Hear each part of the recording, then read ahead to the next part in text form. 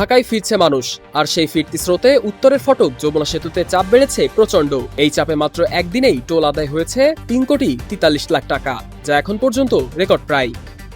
বৃহস্পতিবার রাত ১২টা থেকে শুক্রবার রাত ১২টা, মাত্র ২৪ ঘন্টায় পার হয়েছে ৪৯,১৮২টি যানবাহন। এর মধ্যে ঢাকামুখী ছিল ৩০,৮১৭টি, আর উত্তরবঙ্গগামী ছিল ১৮,৩৬৫টি গাড়ি। টোল আদায় হয়েছে ঢাকামুখী যানবাহন থেকে ১,৯৪,০০,০০০ আর উত্তরবঙ্গগামী থেকে ১,৪৮,০০,০০০ টাকা। এদিন প্রতি মিনিটে সেতু পেরিয়েছে গড়ে ৩৪টি যানবাহন, আর গত ৪ দিনে পার হয়েছে প্রায় ১.৫ লাখ, টোল আদায় ১০ কোটির বেশি। তবে সবকিছু ছিল না নির্বিঘ্ন।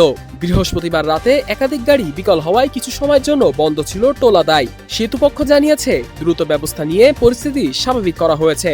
বর্তমানে 18টি বুথ চালু রয়েছে, বাইক পারাপারে রয়েছে আলাদা ব্যবস্থা।